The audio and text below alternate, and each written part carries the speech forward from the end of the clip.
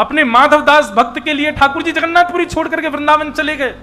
हरिदास भक्त के साथ में ठाकुर जी वृंदावन में विराजमान हो गए। हरिवंश महाप्रभु की भक्ति से श्री राधा वल्लभ लाल जी अपने श्वेत द्वीप को छोड़ करके वृंदावन आ गए।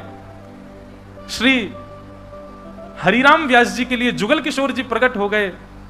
रूप गोस्वामी के लिए श्री राधा गोविंद देव प्रकट हो गए। सनातन गोस्वामी के लिए ठाकुर जी मदन मोहन रूप में प्रकट हो गए। मधु पंडित के लिए ठाकुर जी गोपीनाथ रूप में आ गए। और हमारे स्वामी श्री हरिदास जी के लिए ठाकुर जी श्री बांके बिहारी लाल के रूप में प्रकट हो गए। क्या आपको ऐसा नहीं लगता कि इन भक्तों को वैकुंठ के मुक्ति प्राप्त करने वाले मुक्त वैष्णवों से ज्यादा सुख यहीं पृथ्वी पर ही मिल गया? किसके बदौलत, किसके खातिर? केवल और केवल भक्ति। इसलिए कथा मुक्ति के लिए नहीं सुननी है, नाम जप मुक्ति के लिए नहीं करना है, ये पुण्य मुक्ति के लिए नहीं करने हैं। बोले ठाकुर जी मेरी जिद है, मुझे पता है मैं जो कर रहा हूं इससे मुझे मुक्ति मिलेगी, लेकिन मुझे मुक्ति नहीं चाहिए। मुझे क्या चाहिए? मेरी अंतिम श्वास निकले, मेरे अंतिम क्षण हो, मेरे प्राण निकलने वाले हो, उससे पहले मुझे साक्षात जगन्नाथ जी मेरे सामने दिख जाएं। इसके लिए मैं कथा सुन रहा हूं, इसके लिए जप कर रहा हूं, इसी के लिए सेवा कर रहा हूं। पीतांबरी कसी हो, मुखड़े पे एक हंसी हो, छवि मन में ये बसी हो, जब प्राण तन से निकले। श्री गंगा जी का तट हो, यमुना का वंशवट हो, मेरा सांवरा निकट हो, जब प्राण तन से निकले। बस हम इसी के लिए पुण्य कर रहे हैं कि नाथ आप कृपा करके पधारो बस। और परीक्षित, ये 7 दिन तुम मुक्ति के लिए मत मांगो। इन 7 दिनों में तो ऐसी भक्ति करो कि 7 दिन बाद तक्षक सर्प डसेगा, तुमको मुक्ति मिलेगी, तुमको भगवान के दर्शन होंगे। ये सोच पहले निकालो अपने अंदर से। 7 दिन बाद, मृत्यु के बाद भगवान का दर्शन नहीं करना है, 7 दिन के अंतराल में ही तुमको ठाकुर जी का दर्शन करना है, जीवित अवस्था में करना है। इस भावना से मेरे सामने बैठो। तब परीक्षित की मन बुद्धि शुद्ध हो गए, हाथ जोड़ दे, नहीं भगवान अब मुझे मुक्ति नहीं चाहिए, अब मुझे चिंता ही नहीं है मुक्ति की, अब तो केवल आप ऐसा कर दीजिए, मेरे 7 दिन की श्वास बची है, ये अंतिम श्वास जब निकले उससे पहले मुझे कोई ना दिखे, मेरे ठाकुर जी मुझको दिख जाएं, ऐसी कृपा करो। तब सुखदेव जी कहते हैं ये तो केवल भक्ति से होगा, और भक्ति तुम्हारे चित्त में प्रकट हो ये केवल भागवत जी से होगा। मैं तुमको भागवत सुनाता हूं। तब यहां से सुखदेव जी भागवत सुनाना प्रारंभ करते हैं। बोलो भागवत महापुराण की। अब आगे बंधुओं बड़ी विस्तार से कथा है और बड़ी सुंदर कथाएं हैं, पर क्या करें, सबको हम प्रणाम मात्र कर लेते हैं। तो सृष्टि प्रसंग सुनाया गया। सृष्टि प्रसंग के बाद कपिल देवूति संवाद। कपिल देवूति संवाद में भगवान कपिल ने देवूति माता से अनेक प्रश्न किए, भगवान ने सबके उत्तर दिए। तत्पश्चात ध्रुव चरित्र सुनाया गया। ध्रुव ने भगवान की प्राप्ति की, वन में जाकर के ठाकुर जी को अत्यंत आनंदित करके प्रसन्न किया।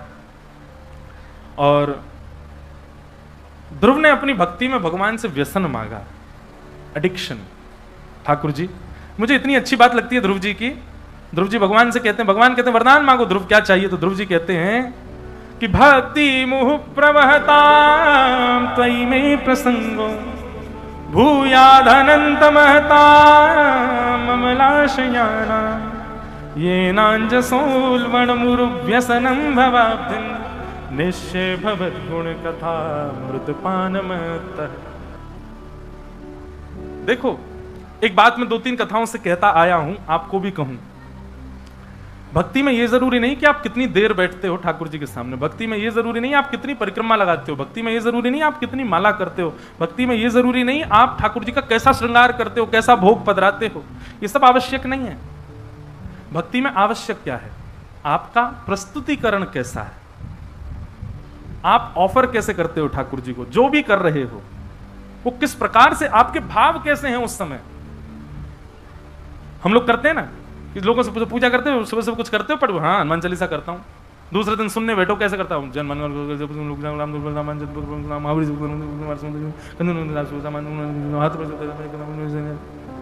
हनुमान जी कहते होंगे नेक डट ले यार, तू जपता है मेरी सांस चलती, कि इतनी तेज थोड़ी भाग रहा था मैं।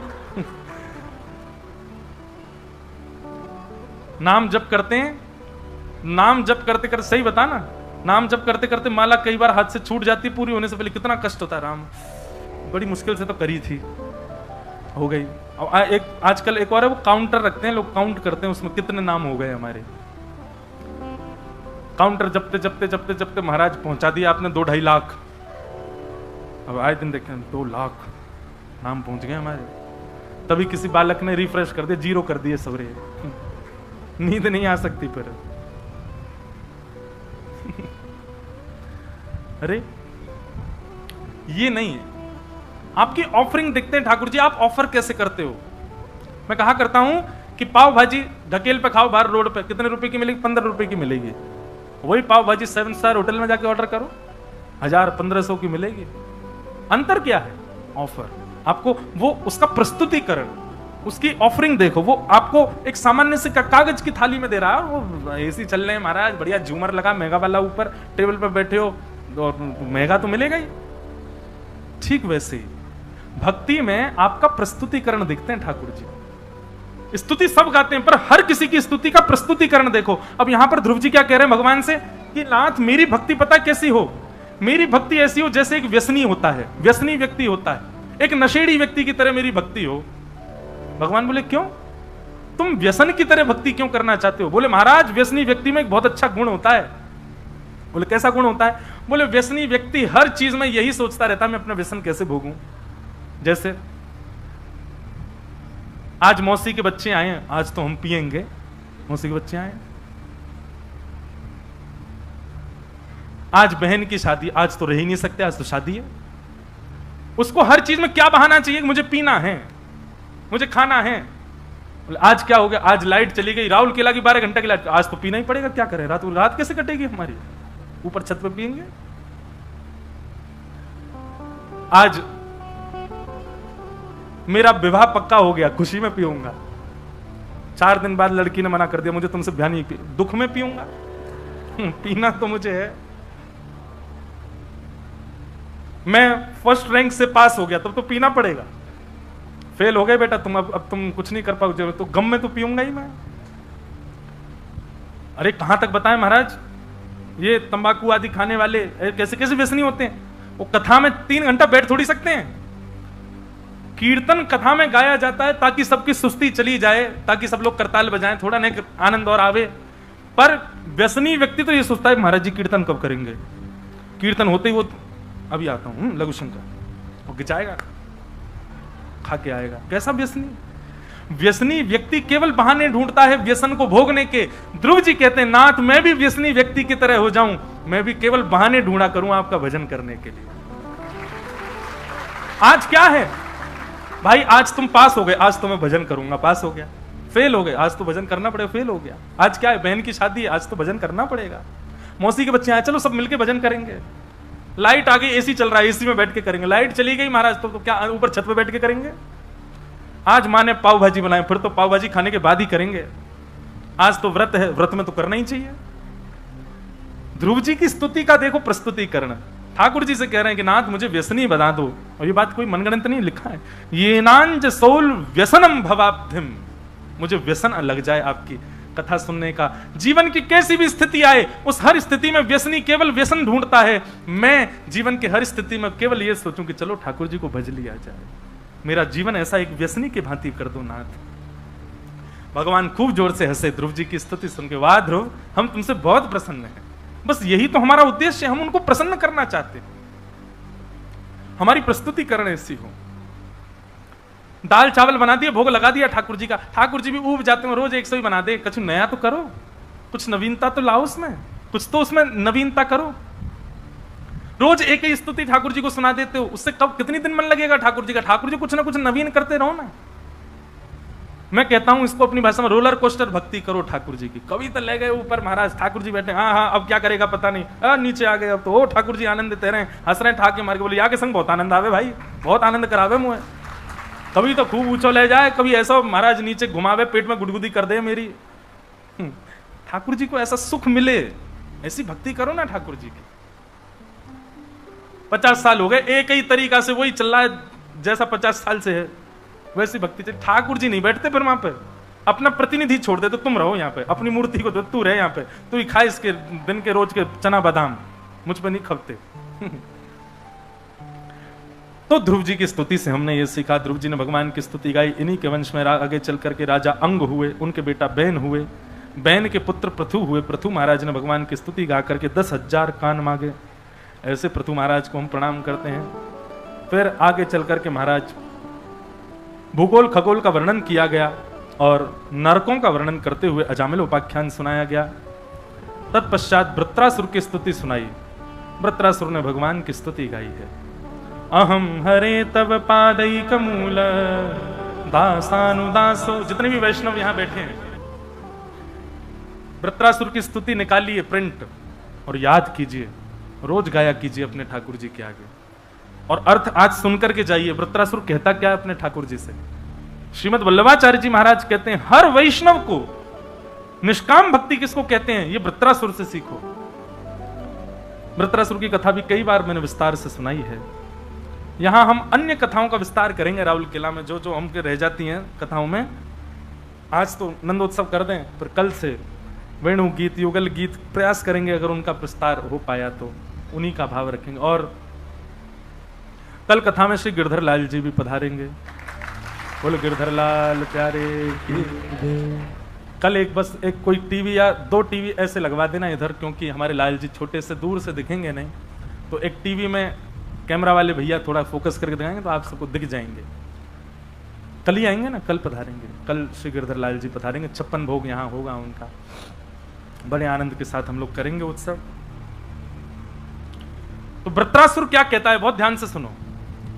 अहम हरे तव पादैक मूल दासानुदासो भवतास्मि भूय मनस्मरेता सुपतिर्गुणांस्ते गृणीत वा कर्म करो दुकाय। वृत्रासुर कहता है नाथ मुझ पर ऐसी कृपा कर दो, मैं आपके दासों के दासों के दासों के दासों का दास बन जाऊं, ऐसी कृपा करो। बंधुओं, ठाकुर जी का दास बनना बहुत इजी है, बहुत सबसे सरल काम है जगन्नाथ भगवान का दास बनना, और सबसे कठिन क्या है, भगवान के दासों का दास बनना। क्यों?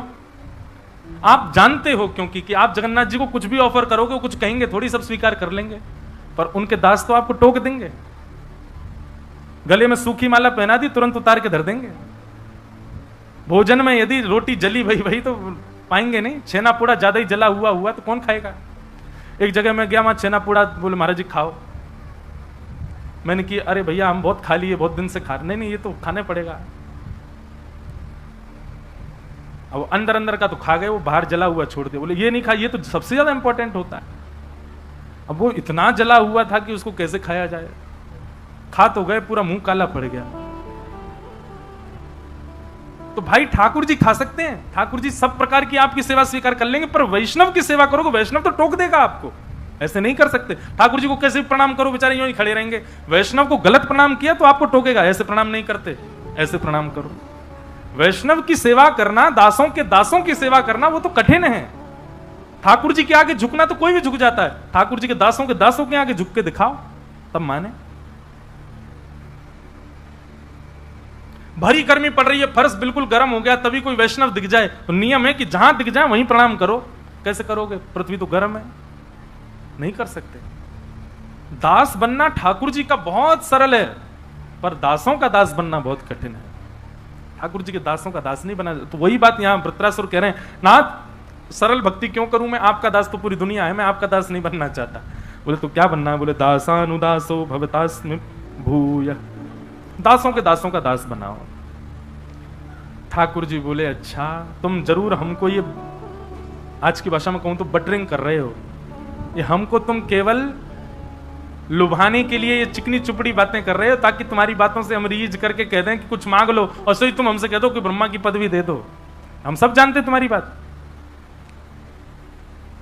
वृत्रासुर कहता है क्षमा करें भगवान, लेकिन जो मैं चाहता हूं वो आप दे ही नहीं पाओगे। अच्छा क्या मांगना चाहते हो बताओ। तब वृत्रासुर दूसरे श्लोक में कहता है, न नाक पृष्ठम न च पारमेष्ठम न सार्वभौमम न रसाधिपत्यम न योग सिद्धिर न पुनर्भवम वा समंजसत्वा विरह्य कांक्षे। ना ही मुझे इंद्र की पदवी चाहिए, किसी भी देवी देवता का स्थान मुझे नहीं चाहिए, पृथ्वी का भी राजा मुझको मत बनाइए। भगवान बोले तो क्या चाहिए? बोले पहले वचन दो, जो मांगूंगा सो दोगे। भगवान बोले ये वरदान मांगने से पहले जो यूं कहते हैं ना वचन दो, जो मांगूंगा सो, वो जरूर कुछ विचित्र ही मांगते हैं। क्या चाहिए बताना? बोले नाथ, आपको पाने के लिए मेरे जीवन में बहुत तड़पन आ जाए, मैं बहुत आपके लिए विरह में चला जाऊं, व्याकुल हो जाऊं, खूब रोऊं, खूब तड़पूं आपसे मिलने के लिए, जैसे प्यासा पानी के लिए तड़पता है, ऐसे मैं आपके लिए तड़पूं, पर आप मुझे वचन दीजिए कि मुझे तड़पने दीजिएगा, मिलिएगा मत। बताओ दोगे? ठाकुर जी तब दोगे भाई, ये कैसी भक्ति तेरी? भजन करेगा, मुझे पुकारेगा, भजेगा, पर ये भी चाहता है कि मिलना मत। क्यों? क्योंकि ठाकुर जी जब आपसे मिलने की तड़प होती है ना, तो रोम रोम को आप स्पर्श करते हो, पर जब आप मिल जाते हो तब केवल आंखों को दिखाई देते हो। दर्शन जब होता है तो केवल नेत्रों को दिखाई देते हो, लेकिन जब विरह होता है तो बुद्धि, मन, कान, आंख, जिह्वा, हाथ, पैर, समस्त इंद्रियां केवल यही बजती हैं कि कब मिलेंगे, कब मिलेंगे, कब मिलेंगे। नाथ, मैं केवल नेत्रों को सुख नहीं देना चाहता, मैं तो सर्वांगीण अंग से आपका होना चाहता हूं, और सर्वांगीण अंग आपको तब याद करता है जब आप सामने नहीं होते, इसलिए मुझे आपका विरह चाहिए। समंजसत्वा विरह एकांश।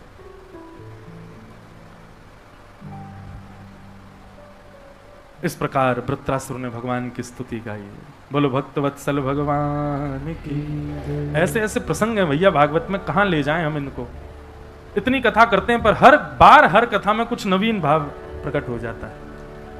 आगे श्रीमद् भागवत में प्रहलाद चरित्र सुनाया गया, जहां पर भक्त प्रहलाद ने एक विपरीत कुल में, विपरीत खानदान में, विपरीत परिवार में, विपरीत समाज में, विपरीत माहौल में रह करके भी भगवान को प्राप्त किया। मैं कहा करता हूं कथा में, माताजी डॉक्टर, पिताजी डॉक्टर, और उसके बाद बेटा भी डॉक्टर बन जाए, कोई बड़ी बात नहीं है। लेकिन माताजी भी डॉक्टर नहीं है, पिताजी भी डॉक्टर नहीं है, परिवार में दूर दूर तक कोई वैद्य नहीं है, और फिर बेटा डॉक्टर बन के निकले तो उसकी बड़ी प्रशंसा होती है। ये भी भक्त हैं, वो भी भक्त हैं, आगे भी भक्त हैं, पीछे भी भक्त हैं, चारों तरफ भक्ति भक्त हैं, उसमें तुम भी भक्त हो गए, कोई बड़ी बात थोड़ी है। लोग बात कहते हैं महाराज जी स्कूल का माहौल हमारा ऐसा, कॉलेज का ऐसा, कॉलेज वहां ऑफिस का माहौल बड़ा अलग सा है, वहां हम भक्ति नहीं कर पा रहे हैं, क्या करें? प्रहलाद जी का चरित्र सुनो। प्रहलाद जी ने माहौल का त्याग नहीं किया, प्रहलाद जी ने परिवार का त्याग नहीं किया, प्रहलाद जी ने विद्यालय का त्याग नहीं किया, प्रहलाद जी ने राक्षसत्व का त्याग नहीं किया, हर चीज को स्वीकार किया, क्योंकि सब वस्तु भगवान ने प्रदान की है। सबको स्वीकार करते हुए सबके बीच रह करके भजन किया। इसलिए भैया परिस्थितियों को मत कोसो ठाकुर जी के भजन के लिए। प्रहलाद जी महाराज ने बीच राक्षसों के रह करके भजन किया। आज पिता ने प्रहलाद जी को पकड़ करके कहा, तेरा स्वामी, तेरा नाथ हरि कहां है, बता, मैं आज उसको देखूं। बोले खंबायु अग्निम सलिलम महिम च ज्योतिम से सत्वानि दृशो द्रुमादिन यत्किंच भूतम प्रणमेदनन्यम। पिताजी, सरित्स्र मुद्रांश हरे शरीरम, संसार में दिखने वाली हर वस्तु हरि का शरीर है, सब कुछ हरि है, सब जगह वो विद्यमान है। बोले अच्छा इस खंबे में है? बोले हाँ मुझे दिख रहे हैं। जैसे ही खंभ भेदन किया भगवान नृसिंह प्रकट हो गए। बोले नृसिंह भगवान की। क्या नृसिंह भगवान खंभों में रहते हैं? नहीं, खंबे में नृसिंह भगवान नहीं है, प्रहलाद के विश्वास में नृसिंह भगवान है। प्रहलाद का भरोसा है कि यहां नृसिंह है, इसलिए भगवान वहां नहीं जहां मंदिर, भगवान वहां जहां आपका विश्वास। प्रयागराज में एक सेठ जी थे, उनकी बहुत बड़ी संपत्ति थी, उनकी कोई संतान नहीं थी, तो उन्होंने कुंज बिहारी भगवान का मंदिर बनवा दिया। दोनों पति पत्नी मिलकर के कुंज बिहारी भगवान की सेवा करते, उन्हीं को ही अपना पुत्र मानते थे। विश्वास कितना प्रबल होता है देखो, बिल्कुल सत्य घटना है और ज्यादा 50-60 साल पुरानी घटना है। कुंज बिहारी भगवान को ही अपना पुत्र मानते थे। गांव के लोगों ने सेठ जी से एक दिन कहा कि भैया तुम्हारी इतनी संपत्ति, इतना व्यापार, इतना सब कुछ, तुम्हारा बड़ा वैभव है गांव में, कोई बालक गोद ही ले लो, उसके नाम सब कर जाना। सेठ जी बोलते अरे बालक की क्या जरूरत है, कुंज बिहारी मेरे पुत्र हैं, सब इन्हीं का है, जितनी खेती बाड़ी, जितनी संपत्ति, जितना सब कुछ इनके नाम कर दूंगा। एक वयोवृद्ध हंस करके कहने लगा, बोले संपत्ति तो इनके नाम कर जाओगे, पर पुत्र के और भी काम होते हैं, वो कौन करेगा? बोले तुम्हारे कौन करेगा? बोले हमारे तो पुत्र हैं। बोले मेरे पुत्र कुंज बिहारी हैं, वो करेंगे मेरे सारे काम।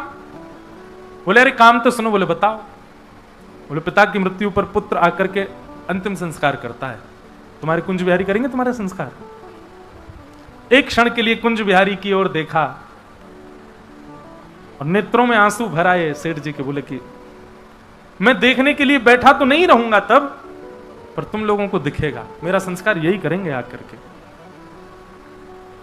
कह दी उन्होंने बात, सबने मजाक में ले ली, चले गए। 20-22 वर्ष बाद जाकर के सेठ जी की मृत्यु हुई। और जब मृत्यु हुई तो कोई तो था नहीं उनके परिवार में। गांव के लोगों ने अर्थी बनाई, गांव के लोगों ने सब काम किए, गांव के लोगों ने चिता बनाई। बस उन सेठ जी का एक काम था कि वो शाम को गांव के सारे बच्चों को बैठा करके सबको रेवड़ियां बांटते थे, किसी को कुछ देते थे, मीठा खिलाते थे, सबसे बहुत प्रेम था। तो सब बच्चे उनकी शव यात्रा में गए और सब बच्चे खूब रो रहे थे। उन्हीं बालकों में एक छोटा सा बालक, जब चिता पर सेठ जी का शरीर रख दिया तो वो बालक उनके पैर के अंगूठे को पकड़ करके गए, सेठ जी आप अब मुझे दूध कौन पिलाएगा? रात में मुझे बैठा के दूध कौन पिलाएगा? सेठ जी मुझसे बातें कौन करेगा? सेठ जी मुझे कौन भोग लगाएगा? गांव के लोग बोले सेठ जी का बच्चों से बड़ा प्रेम है, भैया एक काम करो, इन्हीं बालकों में किसी से अंतिम संस्कार करवा दो सेठ जी का। 20-22 साल पहले सेठ जी ने कहा था, किसी को इतना याद भी नहीं। तो वही बालक जो अंगूठा पकड़ के रो रहा था, उसी बालक को अग्नि दे दी। बोले तुम ही संस्कार करो। बता दिया, उन्होंने संस्कार किया। संस्कार के बाद सब लोग बोले भैया यमुना जी में स्नान करो, एक एक गोता लगा के अपने अपने घर चलो। सबने गोते लगाए। जैसे ही उस बालक ने गोता लगाया सब बाहर आ गए, लेकिन वो बालक बाहर नहीं आया। खूब ढूंढा गोताखोरों ने, लेकिन बालक नहीं मिला जमुना जी के अंदर। तब वयोवृद्धों को याद आया, बोले सेठ जी कहते थे मेरा संस्कार तो कुंज बिहारी करेंगे। अरे भाई दौड़ करके चलो सेठ जी के मंदिर में, कुंज बिहारी है कि नहीं देखो वहां जाकर के। सब दौड़ करके गए तो क्या पाया, कुंज बिहारी तो खड़े थे, पर सिर से लेके पैर तक जितने वस्त्र थे सब यमुना जी के जल चुचा रहा था सबसे। मानो उन सेठ जी का संस्कार करके ठाकुर जी आए। ठाकुर जी किसमें विराजमान है? विश्वास, भरोसा। भरोसा होगा, मानो तो मैं गंगा मां हूं, ना मानो तो बहता पानी। विश्वास है तो जगन्नाथ है, विश्वास नहीं है तो दारू ब्रह्म है, लकड़ी के समान है। विश्वास। प्रहलाद जी ने कहा कि हां ठाकुर जी हैं। खंभ भेदन करके भगवान नृसिंह प्रकट हो गए और प्रकट होकर के हिरण्यकश्यप का वध कर दिया। प्रहलाद जी ने स्तुति गाई, भगवान ने उन पर अनुग्रह किया। बोलो भक्तवत्सल भगवान की जय। गजेंद्र मोक्ष की कथा सुनाई गई, बलि वामन अवतार सुनाया गया, और सब सुनाते हुए नवम स्कंद में गंगा जी का प्रादुर्भाव, श्री राम जन्म की कथा और श्री राम अवतार का मंगल विषय सुनाया गया। एक श्लोक में संपूर्ण राम कथा है। सब लोग प्रणाम करो राम जी को। गुरुवर थे त्यक्त राज्यो व्यचरितनुवनम पद्म पद्भ्याम प्रियाया पाणिस्पर्शा क्षमाभ्याम रजत पथरुजो यो हरीन्द्रानुजाभ्याम वैरूप्या शूर्पणख्या प्रिय विरहरुषारोपित भ्रूविजम्भ तस्ताब्धिर्बद्ध सेतु खलदवदहन कौशलेन्द्रोवतान्नः।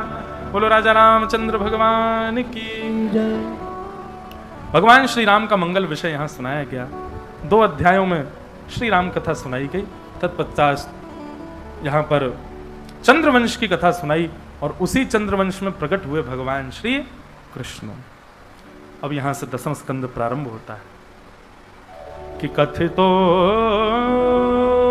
वंश विस्तारो भवता सोम सूर्ययो राज्ञांचो भयवंशानां चरितम परमाद्भुतम। 2 श्लोकों में संपूर्ण कृष्ण कथा सुनाकर के श्री सुखदेव जी महाराज विश्राम ले लिए। परीक्षित जी ने चरणों में प्रणाम करते हुए कहा, भगवान 2 श्लोकों में आप कृष्ण कथा मत सुनाओ। आपने इतने सारे राजाओं की कथा विस्तार से सुनाई, मैंने सबको सुना, पर जिनकी कथा सुनने के लिए मैं यहां बैठा हूं उनकी कथा विस्तार से सुनाओ। अरे कहा तो मैं पहले मुक्ति की कामना कर रहा था, आपने ही कहा कि भक्ति मांगो, और जब भक्ति मांग रहा हूं तो आप उन कृष्ण की कथा 2 श्लोकों में सुना रहे हो। मथुरा में जन्म लिया, गोकुल में ये किया, वृंदावन में ये किया, मथुरा में जाकर कंस को मारा, द्वारिका में ये लीला, और ये सारी बातें आप 2 शब्दों में सुना करके ऐसे शांत मत कीजिए भगवान, विस्तार से सुनाओ। परीक्षित जी महाराज कहने लगे, सुखदेव जी कहने लगे, परीक्षित तुम 4 दिन से एक ही आसन पर बैठे हो, थोड़ा उठ लो, कुछ खा पी लो, थोड़ा आराम कर लो, फिर सुना देंगे। सुखदेव जी महाराज कहते हैं, भगवान अब मुझे भूख प्यास नहीं लगती, मुझे नींद नहीं आती है। वास्तव में सोने पर व्यक्ति को जो ऊर्जा प्राप्त होती है, भोजन करने पर जो बल प्राप्त होता है, जलपान करने पर जो शीतलता मिलती है, वो ऊर्जा, वो बल, वो शीतलता मुझे आपकी वाणी में प्राप्त हो रहा है। अब मुझे किसी अन्य की आवश्यकता नहीं। आप कृपा करके अब तो मुझे विस्तार से कथा सुनाओ। परीक्षित जी महाराज कहते हैं, जब श्रोता की स्थिति ऐसी हो जाए कि उसको अन्न जल की भी स्थिति नहीं है, उसको सोने की भी स्थिति नहीं है, वो पूर्ण रूपेण उत्सव में हो जाए। उत्सव में व्यक्ति ऐसा ही हो जाता है। अत्यंत गम में व्यक्ति ऐसा होता है और अत्यंत उत्साह में व्यक्ति ऐसा होता है। उसको सोने की सुध नहीं होती, उसको भोजन की सुध नहीं होती, उसको जलपान की सुध नहीं होती, उसको बैठने की सुध नहीं होती, उसको वस्त्रों की सुध नहीं होती, उसको अपने रूप की सुध नहीं होती। ये 2 स्थिति कब बनती है? या तो बहुत दुख में भयंकर गम हो किसी को, या फिर बहुत आनंद में।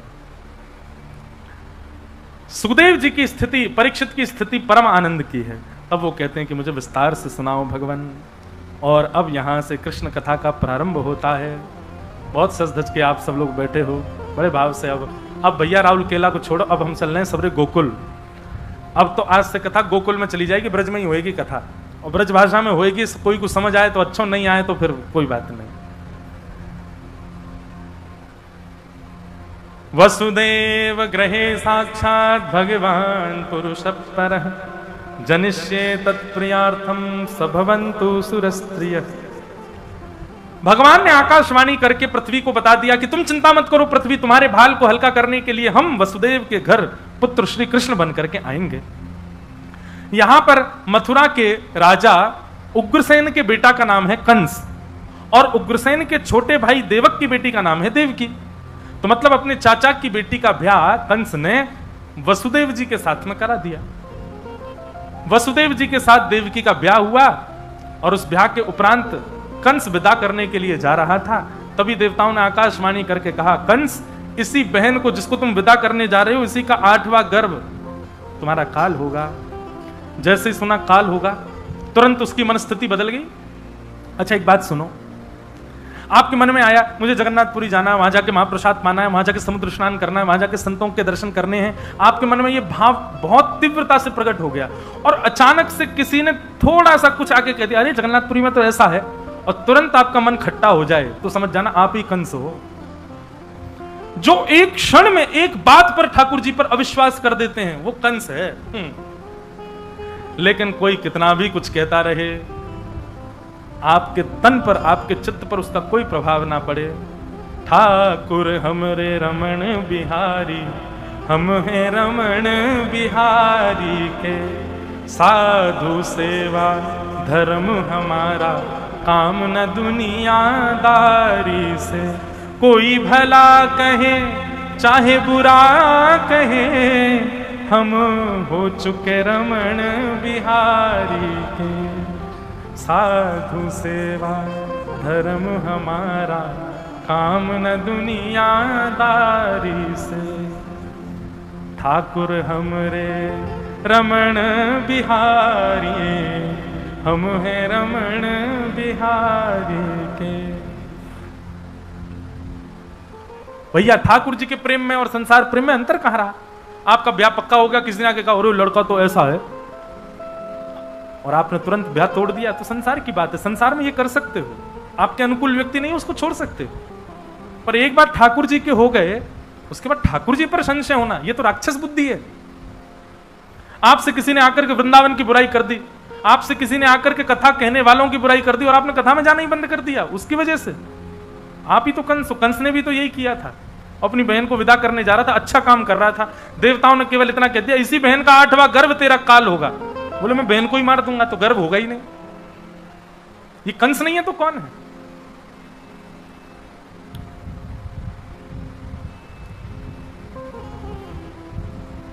केश पकड़ लिए देवकी के, जैसी तलवार निकाल करके सर धर से अलग करने लगा।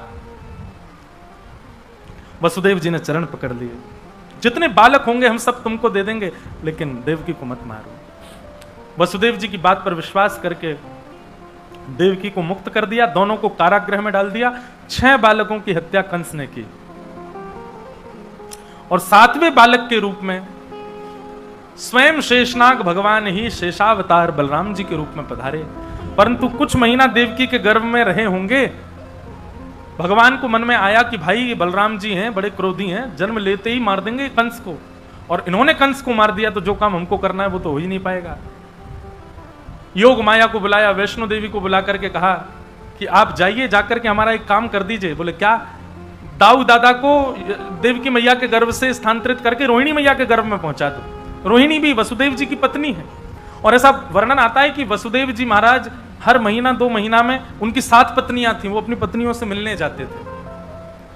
कंस इतना तो दया करता था, मेरे जीजा जी हैं, इनको थोड़े दिन के लिए जाने, कुछ क्षण के लिए जाते थे। भगवान ने कहा रोहिणी मैया गोकुल में रहती हैं यशोदा मैया के पास, और वो देव की इनकी वसुदेव जी की पत्नी है। हे योग माया, आप कृपा करो और बलराम जी को रोहिणी मैया के गर्भ में पहुंचा दो। तो बलराम जी की दोनों मैया हैं, देवकी भी मैया हैं और रोहिणी भी मैया, दोनों के गर्भ में रहे हैं। इसीलिए उनका नाम शंकरषण, उनका एक गर्भ से आकर्षण करके दूसरे स्थान पर उनको भेजा गया है।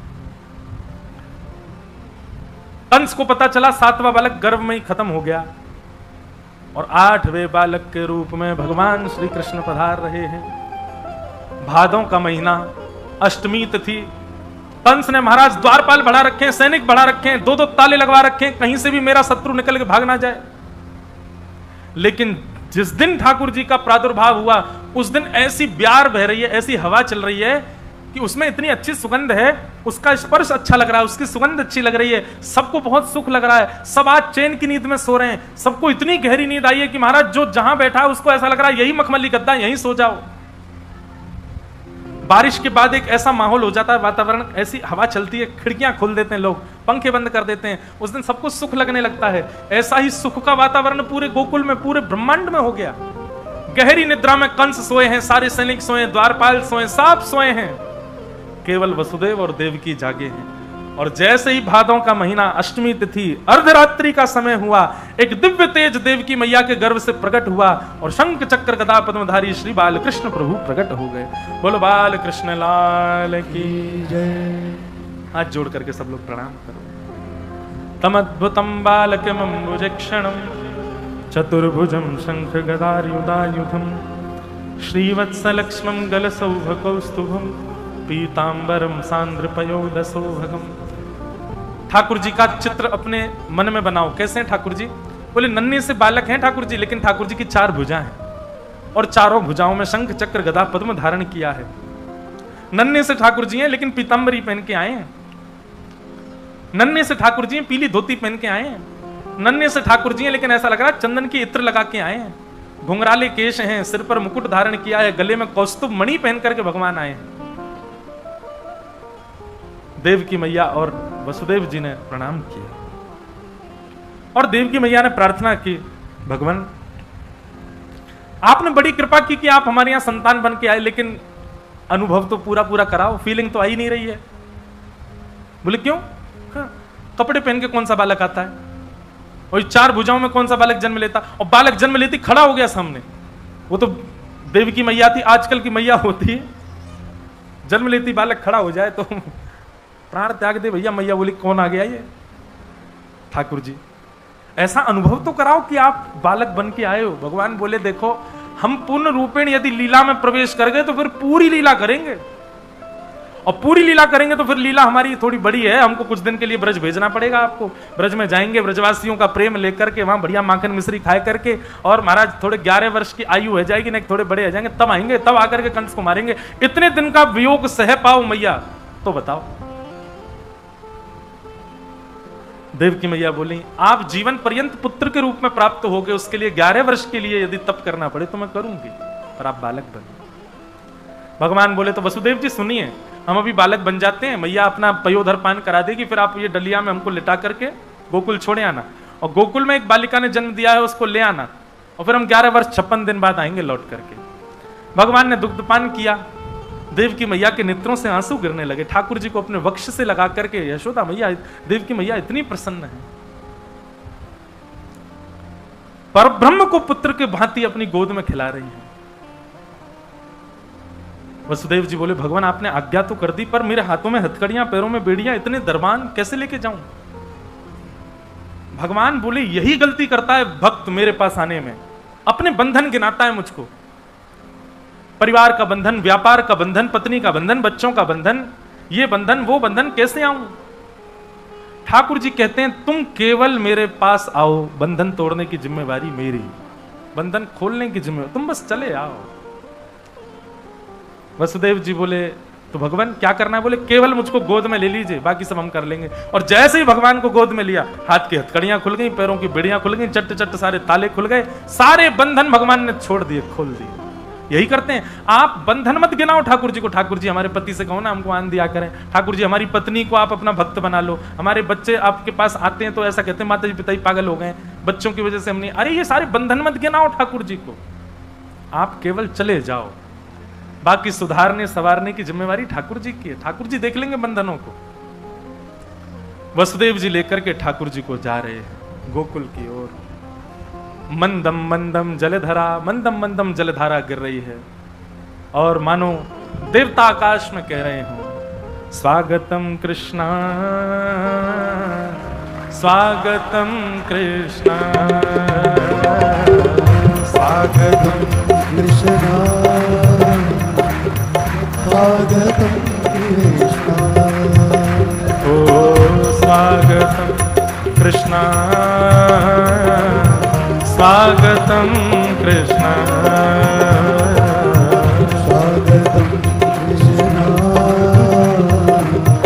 स्वागतम कृष्णा, स्वागतम सुस्वागतम शरणागतम कृष्णा, स्वागतम सुस्वागतम शरणागतम कृष्णा, स्वागतम सुस्वागतम शरणागतम कृष्ण, स्वागतम सुस्वागतम शरणागतम कृष्णा। बोलो कृष्ण कन्हैया लाल की।